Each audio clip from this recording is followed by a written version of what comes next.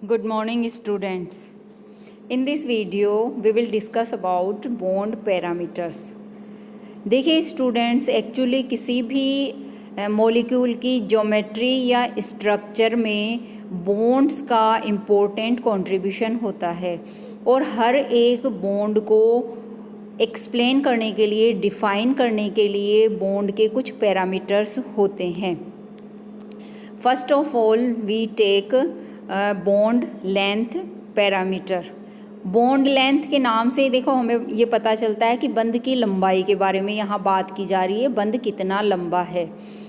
बंध लंबाई किसी भी मॉलिक्यूल में बॉन्डेड एटम्स की वास्तव में ये जो इंटर न्यूक्लियर डिस्टेंस है, यानी दोनों एटम्स के न्यूक्लियसेस के बीच के डिफरेंस को बॉन्ड लेंथ कहा जाता है. और ये इतनी छोटी होती है कि इसे एंगस्ट्रॉम या पिकोमीटर में एक्सप्रेस किया जाता है और इसे अपन R = RA + RB से बता सकते हैं.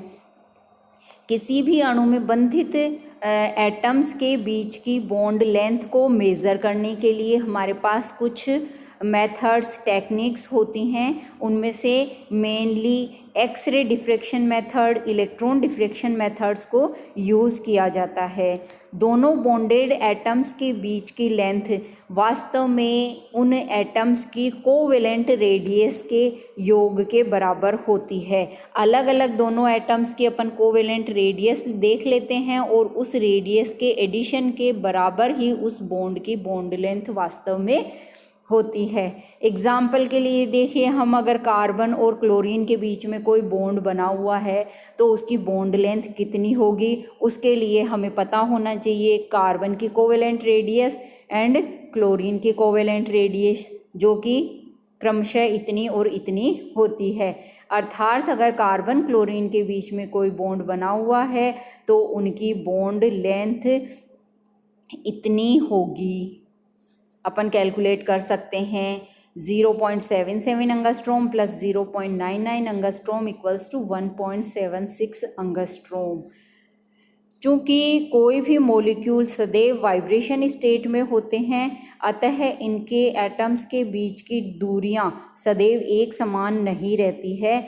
इसलिए किसी भी मॉलिक्यूल की जो बॉन्ड लेंथ होती है वो एक फिक्स नहीं रहकर उसकी एक औसत दूरी निकाली जाती है, क्योंकि वाइब्रेशन के समय कभी बॉन्ड लेंथ कम हो जाती है, कभी बॉन्ड लेंथ बढ़ जाती है. तो उनका औसत लेकर के हम ये मान लेते हैं कि यह इसकी बॉन्ड लेंथ होगी मॉलिक्यूल की. कुछ मॉलिक्यूल्स की बॉन्ड लेंथ यहाँ टेबल में दी गई है, जिसके बारे में अपने को एग्ज़ाम में कोई क्वेश्चन पुटअप नहीं किया जाता है. एग्ज़ाम में यहाँ बॉन्ड लेंथ पे जो क्वेश्चन बनता है वह short note on bond length. Bond length को शॉर्ट नोट लिखिए या बॉन्ड लेंथ को समझाइए या निम्न पर टिप्पणी लिखिए के अंतर्गत बंध लंबाई आ सकता है, जिसमें अपने को इस डेफिनेशन को देते हुए, डायग्राम देते हुए इसको कैलकुलेट करने का तरीका यहाँ पे बताना होता है. और उसके बाद में अपने को लिखना होगा बॉन्ड लेंथ किस बात पर डिपेंड करती है. किसी भी मॉलिक्यूल में बॉन्डेड एटम्स के बीच एस कैरेक्टर जैसे जैसे बढ़ता जाता है वैसे वैसे ये बॉन्ड छोटे होते जाते हैं, अर्थात इनकी बॉन्ड लेंथ का मान कम होता जाता है. बॉन्ड लेंथ मुख्यतः निम्न बातों पर डिपेंड करता है. किसी भी एटम का जो साइज़ है वो बॉन्ड लेंथ को डिसाइड करता है. अगर एटम का साइज़ बड़ा है तो ऑब्वियसली उसकी कोवेलेंट रेडियस बड़ी है तो बॉन्ड लेंथ भी बड़ी हो जाएगी. इनके ऑर्डर पूछे जा सकते हैं, क्रम पूछे जा सकते हैं बॉन्ड लेंथ के. HF, HCl, HBr और HI में सबसे लंबी बॉन्ड लेंथ HI की होगी, क्योंकि आयोडीन एटम क्लोरीन, फ्लोरीन और ब्रोमीन इन तीनों से सबसे बड़े साइज का होता है. बॉन्ड लेंथ को प्रभावित करने वाले कारक भी अपन इनको कह सकते हैं.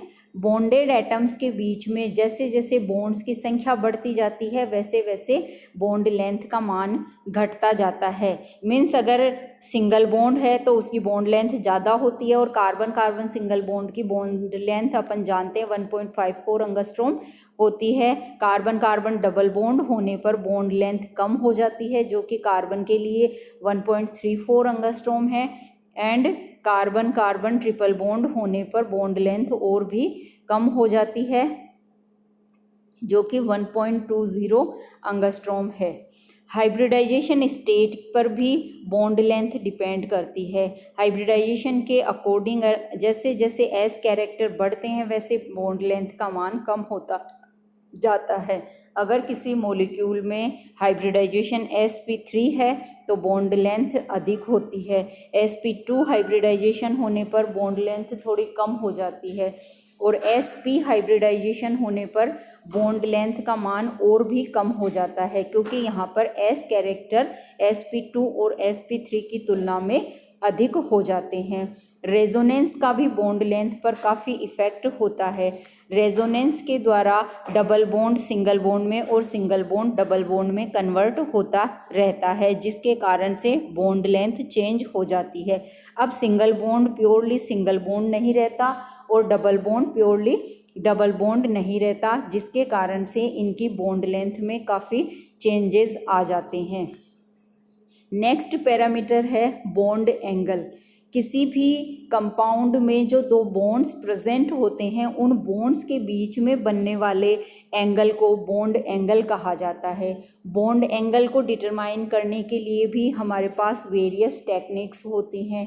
उनमें से सबसे अधिक हम एक्सरे डिफ्रैक्शन मेथड्स को यूज़ करते हैं। उसके अलावा अनेक फोटोमेट्रिक या स्पेक्ट्रोस्कोपिक टेक्निक्स भी बॉन्ड एंगल को मेज़र करने के लिए यूज़ की जा सकती हैं।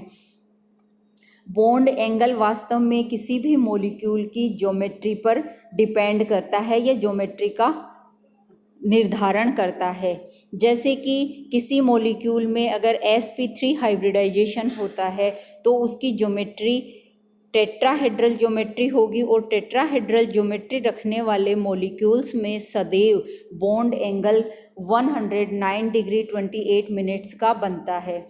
sp2 हाइब्रिडाइजेशन के समय सदैव ट्राइगोनल प्लेनर ज्योमेट्री का फॉर्मेशन होता है और ऐसी ज्योमेट्री बनने पर दो बॉन्ड्स के बीच में 120 डिग्री का बॉन्ड एंगल बनता है। इसी तरीके से sp हाइब्रिडाइजेशन के समय लीनियर ज्योमेट्री मॉलिक्यूल अटेन करता है और उनमें 180 डिग्री का बॉन्ड एंगल प्रेजेंट होता है। मीन्स बॉन्ड एंगल ज्योमेट्री से निर्धारित किया जाता है। लेकिन कभी कभी बॉन्डेड एटम्स पर प्रेजेंट लोन पेयर्स भी उस ज्योमेट्री में इंटरफेयर करते हैं और उसको प्रभावित करके चेंज कर देते हैं, डिस्टोर्ट कर देते हैं, उसमें कोई परिवर्तन ला देते हैं।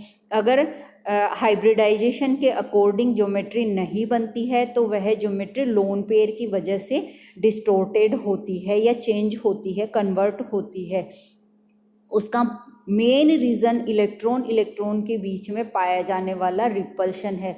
जैसे कि फॉर एग्जांपल हम देख सकते हैं अमोनिया मॉलिक्यूल है, वाटर मॉलिक्यूल है, इनके अंदर दोनों में ही sp3 हाइब्रिडाइजेशन होता है, लेकिन अमोनिया में सेंट्रल एटम नाइट्रोजन पर लोन पेयर प्रेजेंट होने के कारण वह टेट्राहेड्रल ज्योमेट्री अटेन नहीं कर पाता है और इसमें ट्राइगोनल पिरामिडल ज्योमेट्री बनती है। साथ ही उस लोन पेयर के द्वारा उत्पन्न रिपल्शन के कारण बॉन्ड एंगल का मान 109 डिग्री 28 मिनट से घटकर 107 डिग्री हो जाता है। वाटर मॉलिक्यूल में सेंट्रल एटम ऑक्सीजन होता है, ऑक्सीजन पर दो लोन पेयर प्रेजेंट होते हैं, तो यहाँ रिपल्शन की क्वांटिटी अमोनिया की तुलना में बढ़ जाती है, जिससे यहाँ बॉन्ड एंगल 109 डिग्री 28 मिनट से काफ़ी ज़्यादा कंप्रेस या कम हो जाता है और 104 डिग्री 5 मिनट का ही रह जाता है। इन एग्जाम्पल्स के द्वारा हम ये देख सकते हैं कि मॉलिक्यूल की ज्योमेट्री के द्वारा बॉन्ड एंगल का निर्धारण होता है और साथ ही साथ उन पर प्रेजेंट लोन पेयर्स भी बॉन्ड एंगल्स का निर्धारण करते हैं। बॉन्ड एंगल को कुछ और फैक्टर्स भी प्रभावित करते हैं। अब अपन बात करते हैं बॉन्ड एनर्जी की। किसी भी आइसोलेटेड गैसियस सिस्टम में दो एटम्स के बीच में बने हुए सिंगल बॉन्ड को तोड़ने के लिए हमें जितनी एनर्जी देनी पड़ती है वह उस बॉन्ड की बॉन्ड एनर्जी या बॉन्ड डिसोसिएशन एनर्जी कहलाती है। या फिर इसके लिए हम ये डेफिनेशन भी यूज़ कर सकते हैं कि किसी आइसोलेटेड गैसियस एटम्स के बीच बने हुए बॉन्ड से जो एनर्जी निकलती है, मीन्स सिंगल बॉन्ड के बनने पर जो एनर्जी रिलीज होती है या सिंगल बॉन्ड को तोड़ने के लिए जो एनर्जी चाहिए होती है उस मॉलिक्यूल को देनी होती है, वह बॉन्ड एनर्जी कहलाती है। फॉर एग्ज़ाम्पल हम देख सकते हैं कोई एक मॉलिक्यूल है ए बी, इस मॉलिक्यूल में ए और बी के बीच में सिंगल बॉन्ड है। इस सिंगल बॉन्ड को हमें ब्रेक डाउन करना है, ए बी को सेपरेट करना है। सेपरेट करने के लिए, इसको तोड़ने के लिए हमें कुछ निश्चित मात्रा में ऊर्जा इसको सप्लाई करनी पड़ती है, जिसे हम यहाँ डेल्टा ई से रिप्रेजेंट कर रहे हैं। इतनी एनर्जी ए बी मॉलिक्यूल को मिलते ही ए बी मॉलिक्यूल के बीच में प्रेजेंट बॉन्ड के इलेक्ट्रॉन दोनों एटम्स के पास एक एक चले जाते हैं और मॉलिक्यूल अब एटम्स में कन्वर्ट हो जाता है, ये सेपरेट हो जाते हैं।